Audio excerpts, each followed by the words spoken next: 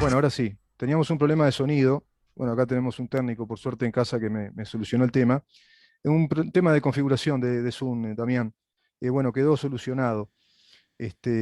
Claro, uno se pone nervioso a veces porque el tiempo, viste, es oro, soy muy original decirlo en radio y uno quiere aprovecharlo para poder hablar ciertas cosas con ustedes, lo que más nos interesa. Ya está con nosotros Mercedes Vigil. Dale el contacto nomás, Damián, a Mercedes. Así ya aprovechamos este tiempo y vamos a conversar con ella acerca de un tema que es enorme, que bueno, digamos que la escritora Mercedes Vigil es una valiente heroína militante por la libertad, muy informada respecto a lo que significa a nivel planetario, global, una hegemonía cultural de izquierda, de qué se trata cuando hablamos de esa hegemonía cultural, de qué se trata cuando hablamos de un marxismo organizado políticamente, en el simulacro de la actividad democrática dentro de los estados, como que fuera una propuesta alternativa y válida dentro de los parámetros republicanos, democráticos, representativos, que así prescribe nuestra Constitución de la República.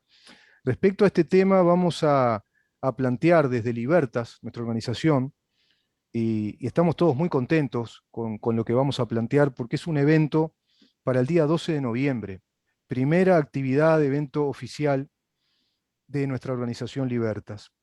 Es un foro sobre la libertad de Cuba.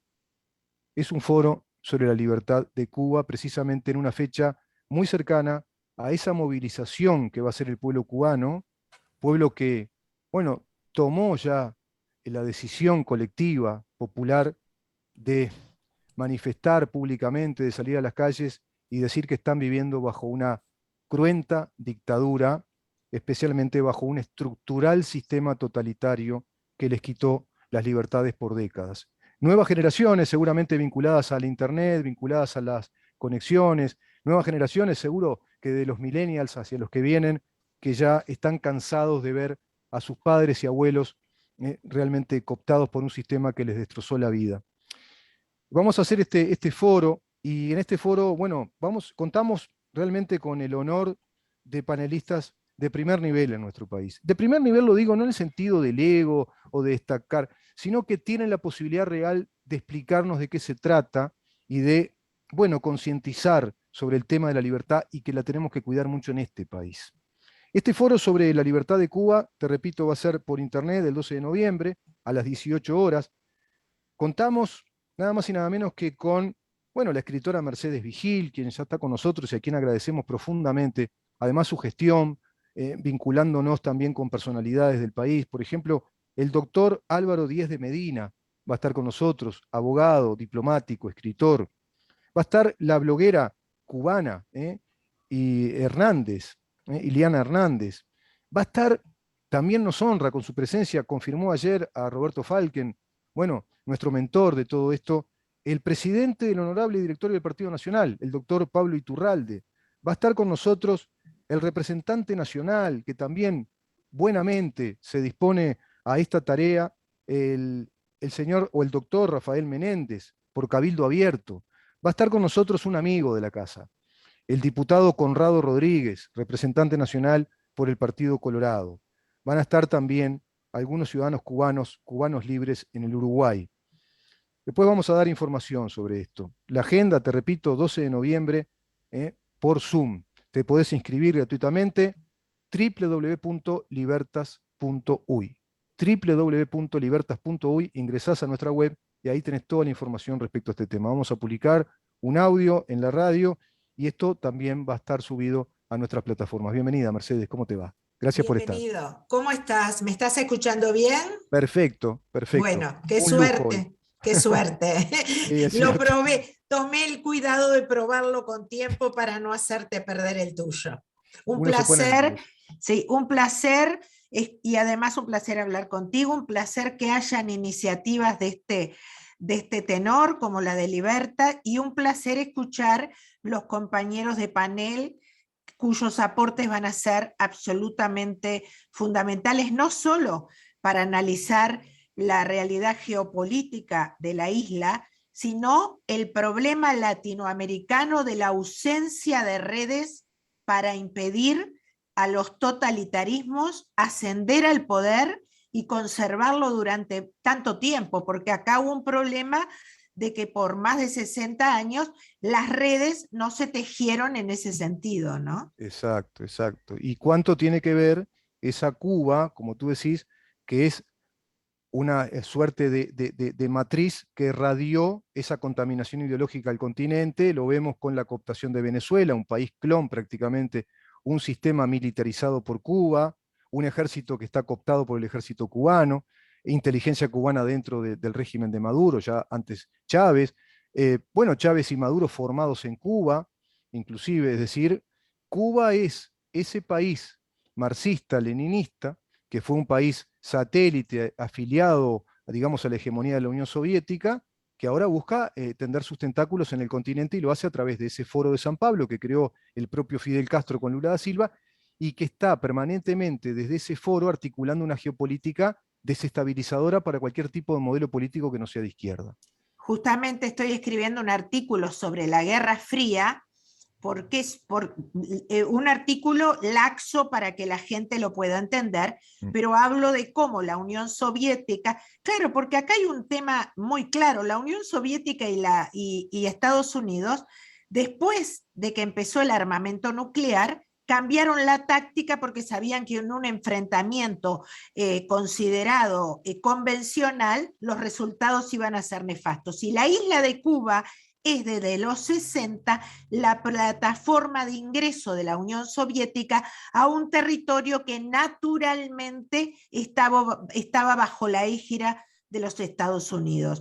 Y sabes, bueno, lo hemos comentado en algún momento, que Chávez fue el elegido como heredero por Fidel Castro y fue formado en eso. Recordemos además las fotos de Fidel Castro con el presidente Allende en Chile y los intentos de establecer satélites en todos los países latinoamericanos, incluyendo el nuestro. Exacto, exacto, exacto. Siempre lo conversamos a veces con un amigo que está muy por dentro de estos temas y me dice, mira, flaco, hasta que no se elimine ese régimen de Cuba, ahí está el factor virósico contaminante de todo el continente. Fíjate que están desestabilizando a Chile, que era una democracia que venía muy bien, con un Lo están PBI licuando. lo están licuando. Y cómo le tuercen el brazo a los desprevenidos liberales que hasta ahora aceptaron ir a ese plebiscito constitucional.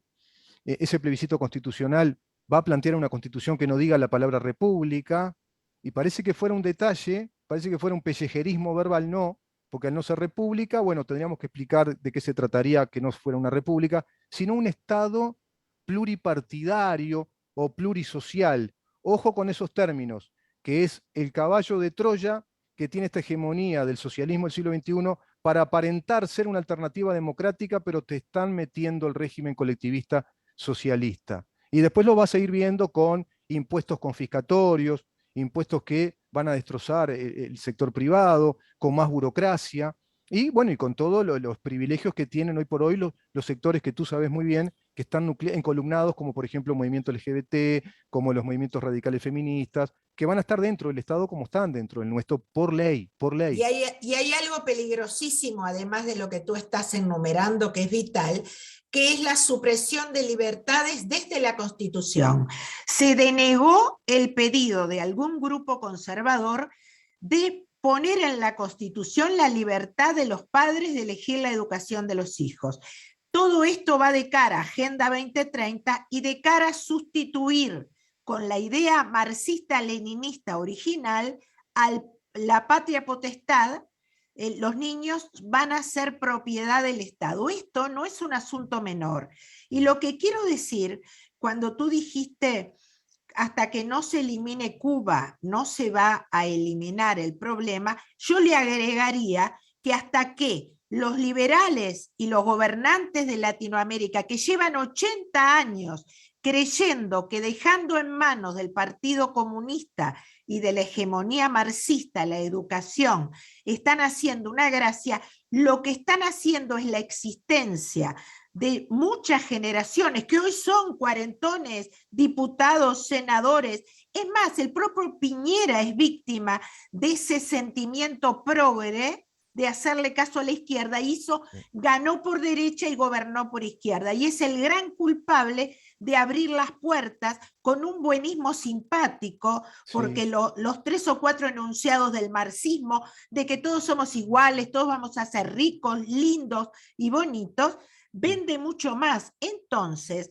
los gobernantes latinoamericanos de todos los países, incluyendo el nuestro, tienen que dejar de ser simpáticos para ser justos e inteligentes. exacto. Esto es como si yo tengo hijas treintonas, si yo las hubiera educado todo el tiempo en la complacencia a la violencia, de golpe me doy cuenta que transformé a mis hijas en un ejército que me juega en contra y quiero ser rigurosa cuando tienen 30 y pico de años. Eso es lo que le pasa.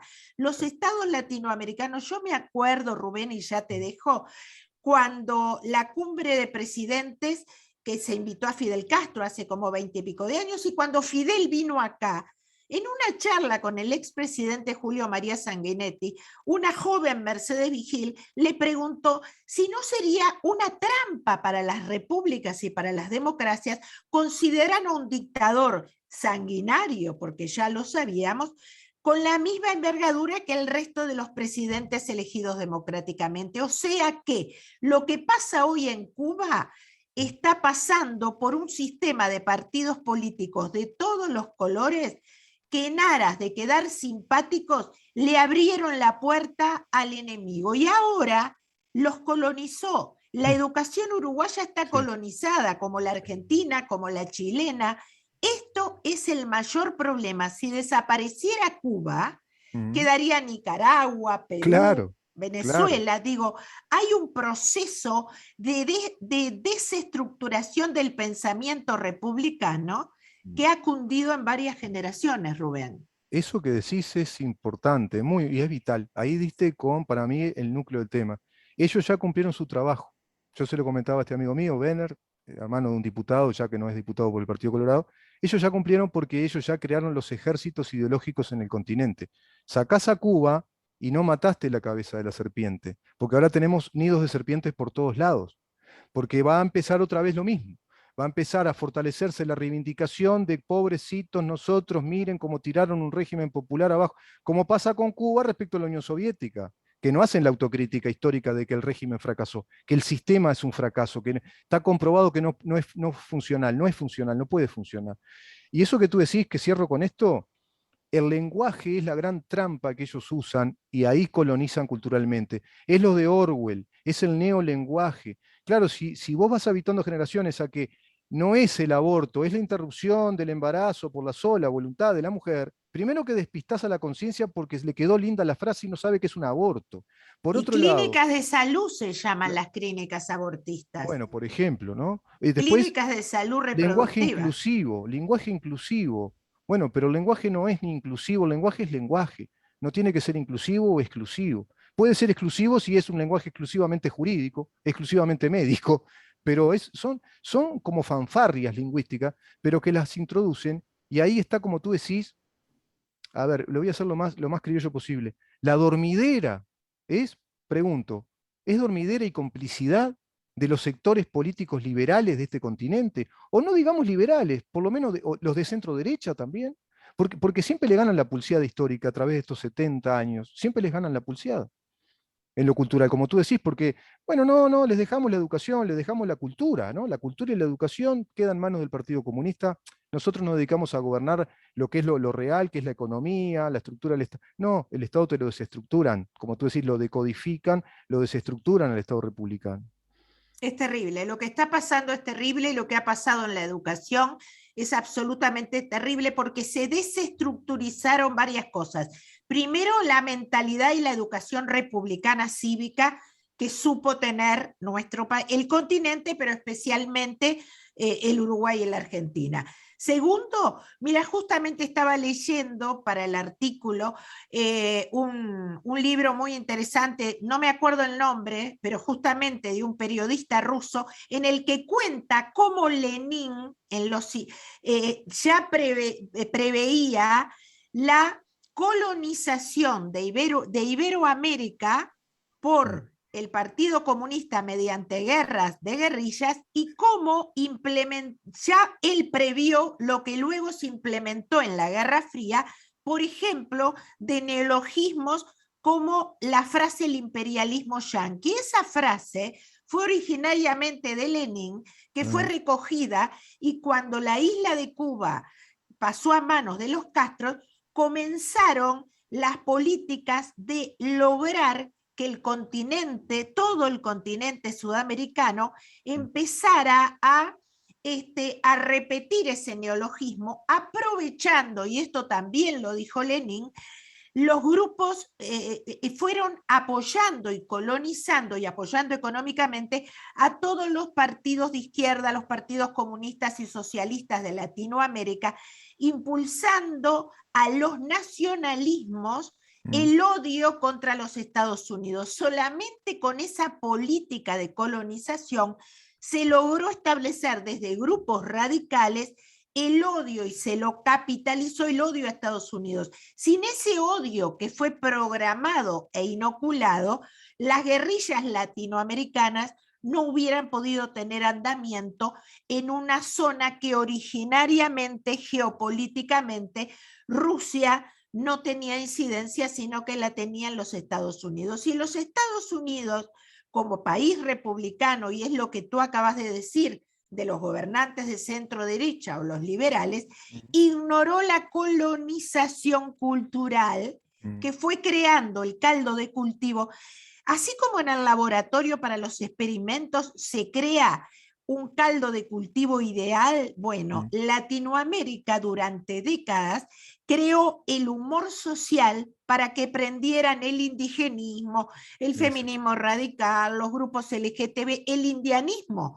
El vicepresidente de Evo Morales, que no recuerdo el nombre, que es uno de los principales impulsores del nuevo indianismo, escribió varios libros en la década de los 90, y él mismo declaraba que su gran hallazgo era poder articular el indigenismo con el marxismo. Esto es catalizar la rebeldía de los pueblos que se llaman originales, y esto daría para otro programa, en aras, en vez de la lucha de clases, la lucha entre el indígena y el occidental. Y te voy a decir más, fue en esa década que los intelectuales orgánicos a pago del marxismo empezaron a redactar documentos, revistas y libros en el cual se cambió, y si vos lo podés rastrear históricamente, en el 93, 94 empezaron a aparecer los primeros artículos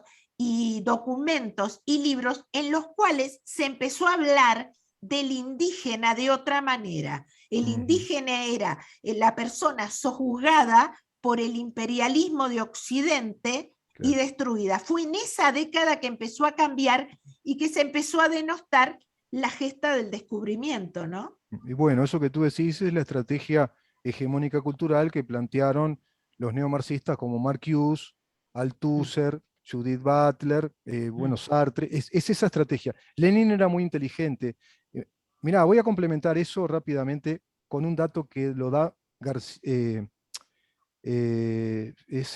César Vidal.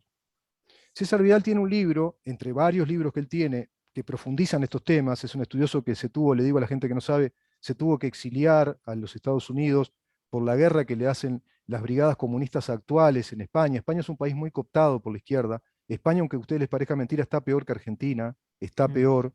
El presidente que tienen es realmente un desastre, y está en ese sillón porque no se quiere ir, porque le están diciendo que se vaya, pero él sigue ahí entonces negociando con las izquierdas más radicales para no irse, el señor Sánchez. Bueno, ¿qué dice César Vidal en Brigadas Internacionales? Eso que tú decís que hizo Lenin antes, que planteó Lenin, es decir, el ejército profesional soviético. Lenin hablaba del ejército profesional marxista, que tenía que ser el obrero instruido profesionalmente para esa revolución. Bueno, vamos a exportarlo a América Latina. Hizo eso. Vamos a nutrir de recursos económicos. Vamos a plantear a la isla entonces como una posibilidad. Lo hace luego, ¿no? Otro gobierno que reconoce después del 59, en el 62, los soviéticos dicen, che, este hombre vos sabés que no es un agente de la CIA, porque no sé si la gente sabe que la autoridad soviética pensaban que Fidel Castro era una especie de monigote de los Estados Unidos, y dicen, no, está dando alocuciones fuertemente aprobatoria de la Unión Soviética y declara el gobierno marxista-leninista. Apenas hace eso, comienzan las relaciones con la Unión Soviética y comienza un plan quinquenal de recursos para la isla. Y ahí pasa a ser... Perdón, fue la esperanza de la burguesía comunista, Fidel. Exactamente. Bueno, y fue motivo de peleas, el motivo determinante de la pelea con el Che Guevara. El Che Guevara se termina peleando porque tenía la doctrina de que los recursos planificados de la economía cubana tenían que ser regionales. Y le condicionaba el plan de recursos de la Unión Soviética a que se centralizaran los recursos según se los daba a la Unión Soviética y que se aplicaran los planes quinquenales como si Cuba fuera una república soviética más. No sé si me explico, como que fuera una de las federaciones. Fíjense a qué extremo se llega la dependencia de Cuba con la Unión Soviética. Viene un tipo después mucho más burro que Lenin, que incluso se pelea con Lenin cuando estaba enfermo porque prepoteó a la esposa de Lenin, que era Stalin. Stalin era un tipo muy burro. Y va a ser lo mismo, porque él le compite a Lenin. Esto lo dice César Vidal. Entonces crea las brigadas internacionales del ejército soviético, que son brigadas para colonizar España, porque España consideraba que era el país más occidental y que tenía fuerte contacto con América Latina.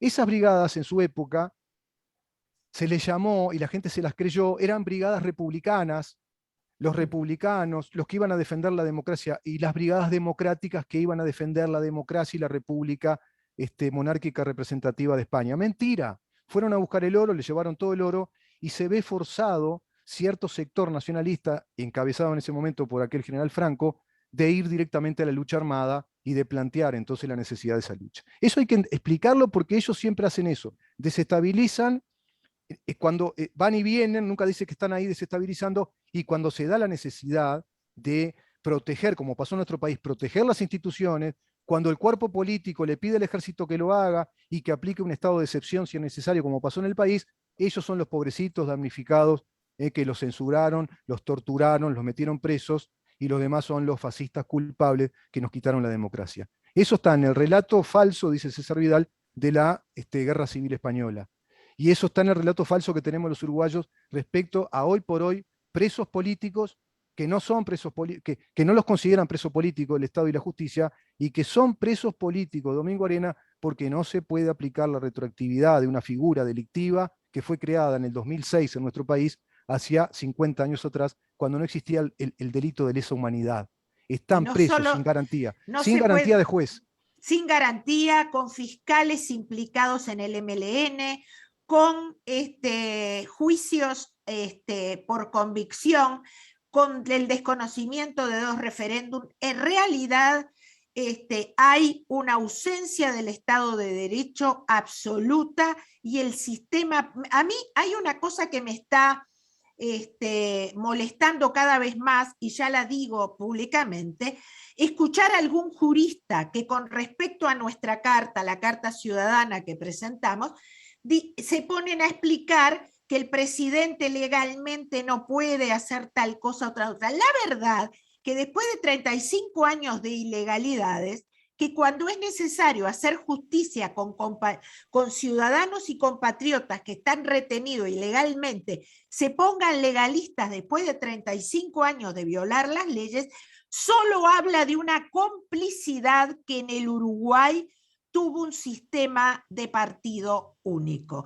Esto hay que decirlo. Acá, si bien el Frente Amplio llevó la bandera y era la alzada, todos los demás partidos, el sistema político guardó silencio, lo cual, cuando se trata de defender las libertades ciudadanas, tiene un nombre, y eso es complicidad. A mí me llama la atención que actores de aquella época que todavía sobreviven hablan de, bueno, no tuvimos... Cuando estás condenando a la gente y hablando de la vida de la gente, es como cuando estás embarazada, no estás medio embarazada, o estás embarazada o no estás. O sos cómplice de la conculsión de las libertades de tus compatriotas o no lo sos. Por consiguiente, el sistema político en Uruguay tiene un gran debe, que es decidir si metemos preso al que no nos gusta, al que nos conviene, al que políticamente da réditos, o si metemos preso al que encaja dentro de las tipificaciones de los delitos o no. Y realmente ninguno de los actores sociales ha actuado por convicción. Inclusive yo misma he viralizado algunos videos de varios expresidentes que están de acuerdo con la liberación de los presos políticos, pero vamos a entenderlo. Cuando estuvieron en el poder, pudieron llamar a una reconciliación, no en aras de nombres propios o de anécdotas, en aras de dar el mensaje de que nosotros no somos Cuba, ni Nicaragua, ni Venezuela, que nosotros obedecemos los plebiscitos, la Constitución, el tan manido Pacto de Roma. Todos los presos están presos en contra. Yo siempre digo una cosa, Rubén, yo no tengo ningún preso en Domingo Arena, pero hace 20 años que vengo diciendo que si tuviera algún familiar preso, yo ya hubiera acudido a las cortes internacionales. Algunas me merecen confianza, otras están cooptadas por la izquierda, pero yo hubiera tachado a todos los fiscales, a los jueces que eran del MLN, a los que aplicaron leyes retroactivas, a los que desconocieron los plebiscitos. Yo no me hubiera quedado quieta porque acá se violaron se violó las leyes, los pactos internacionales y la Constitución de la República. Exacto, exacto, Mercedes. En cuanto a las imputaciones de delitos de lesa humanidad, en los casos que sean imputados así, se está violando flagrantemente a la Constitución y el Estatuto de Roma. El Estatuto de Roma dice en su artículo 11, numeral A y los numeral B, que no son, aplicando la doctrina internacional del derecho penal, no es retroactiva una nueva tipificación penal.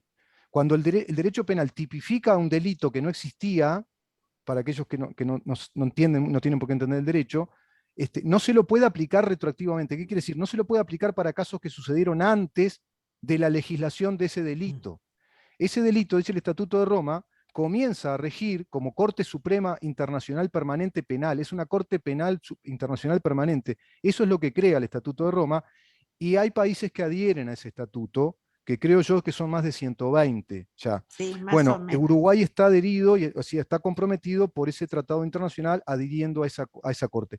Y esa Corte lo que hace es establecer 4 categorías de delitos graves, es decir, 4 capítulos enormes de delitos muy graves. Dentro de uno de esos capítulos están los delitos de lesa humanidad, y es una sábana de enumeraciones de los que entrarían dentro de esos delitos. Pero luego dice que esos delitos se deberán aplicar según la soberanía nacional, según la ley de cada Estado que suscribe, de acuerdo a los principios generales del derecho penal, la no retroactividad, es decir, no son aplicables hacia atrás, sino a partir de que el Estado legisla. Nuestro Estado legisla los delitos de lesa humanidad en el 2006. Es decir, del 2006 para adelante se puede aplicar, para atrás no se puede aplicar.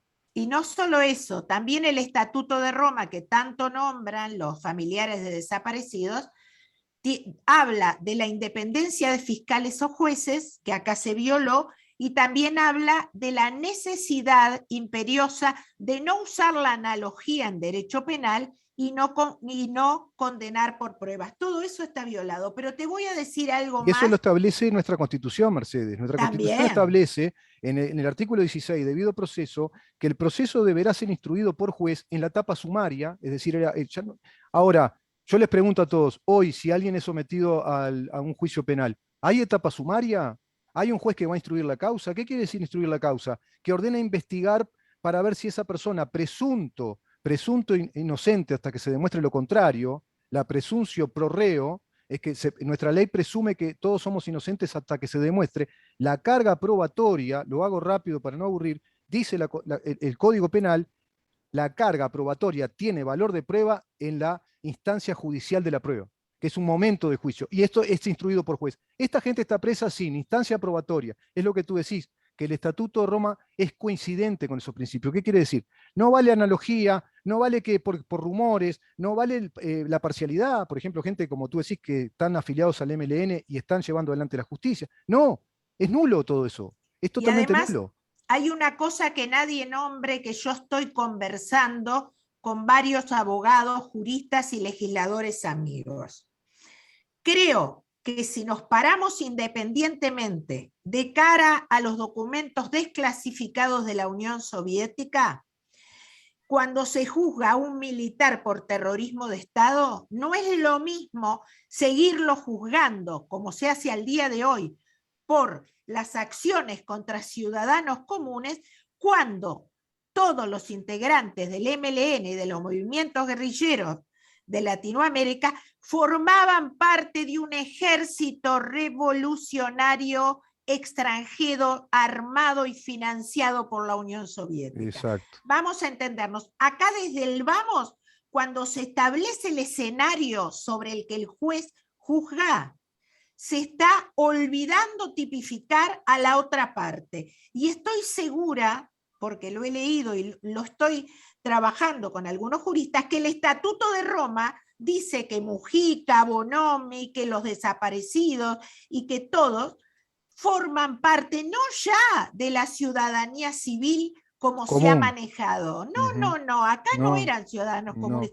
Acá hubo un enfrentamiento entre el Ejército Nacional por mandato político y un ejército revolucionario internacional. Acá no había ciudadanos comunes, por más que tenemos que admitir, pero eso no es la regla, que hubo excesos y ciudadanos inocentes que cayeron de los dos lados. Pero esas anécdotas parciales no pueden llevar a que ignoremos la realidad geopolítica, que acá hubo un ejército revolucionario extranjero.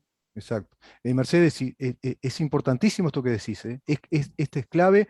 Quiero cerrar esta nota con esto, porque mirá, vamos a manejar el contexto para ver cómo se falseó un relato histórico de los hechos que ocurrieron en el país.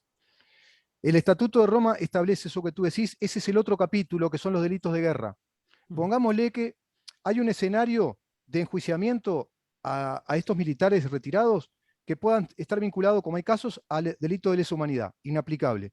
Y otros casos que puedan estar vinculados a excesos en lo que son los ejercicios de guerra, el derecho de guerra. Bueno, que ahí hubo delitos, ¿no? Delitos de guerra. Bien. Ahora, el delito de guerra, y el otro caso es el terrorismo de Estado. Terrorismo de Estado, que serían la figura que tipificarían estos fiscales, es contra ciudadanos comunes, es contra civiles. En este caso está falseado el relato histórico, porque no se le explica a la ciudadanía, por ejemplo, que el ejército fue convocado por el poder político según un argumento de la Constitución de la República. Y el antipático Bordaberry padre, el antipático histórico para muchos por esa hegemonía cultural, se vio obligado a acudir al ejército porque el Estado se caía a pedazos. Por lo tanto, aplicaron el estado de excepción. ¿Ustedes se imaginan lo que debe ser para esos militares de esa época tomar esa triste decisión? Fueron jornadas y jornadas de cabildeo para tomar la decisión de agarrar las riendas del país y protegerlo de una embestida desestabilizadora en un contexto histórico de Guerra Fría entre la Unión Soviética y los Estados Unidos, plan de cooptación del continente latinoamericano respecto a esa isla que iba a hegemonizar esa clonación o esa colonia soviética. Movimiento armado visible, movimiento Tupamaro, movimiento armado visible que hacía el plan de guerra de guerrillas de Lenin, aplicaba el plan de guerra de guerrillas, y un movimiento armado clandestino que era el movimiento clandestino del Partido Comunista, que como siempre está a la sombra, no se hace ver, pero era el que manejaba toda la logística y recibía todos los recursos financieros y también militares de la Unión Soviética.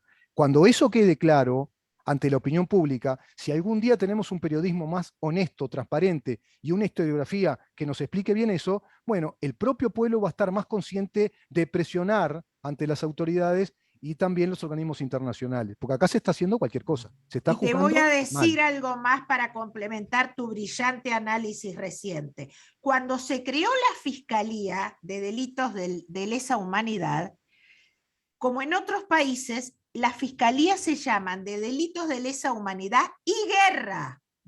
Claro. No es casual que no se le puso el nombre guerra, porque se quiso sacar desde el nombre mismo de la fiscalía de la realidad geopolítica en aras del relato. Exacto, exacto. Entonces, ya la creación de la misma fiscalía, que ninguno de los esto lo inventó el Frente Amplio. Jorge Díaz, eso se cocinó en el gobierno de Tabaré Vázquez. Ninguno de los partidos políticos tradicionales dijo aguabá. Se callaron la boca. Por consiguiente, acá hay una deconstrucción de la República y del pensamiento republicano y una construcción de un andamiaje jurídico permitido y armado desde el sistema político para consolidar un relato que es muy difícil hoy de desarmar, pero hay que desarmarlo porque estamos viviendo momentos en los cuales hay ciudadanos.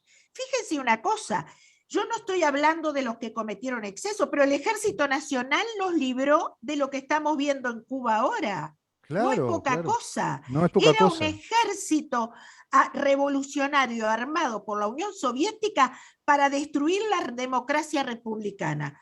¿Quiénes? El cuerpo político que metió al ejército en esta trampa los tiene retenidos injustamente. Por consiguiente, Sí. realmente el sistema político va a tener que hacer una mea culpa y el futuro, con una historia magnánima, los va a condenar. Ah, sin duda, sin duda. Este tema da para mucho, Mercedes. Habría que conversar con alguno de los coroneles y generales instruidos en estos temas.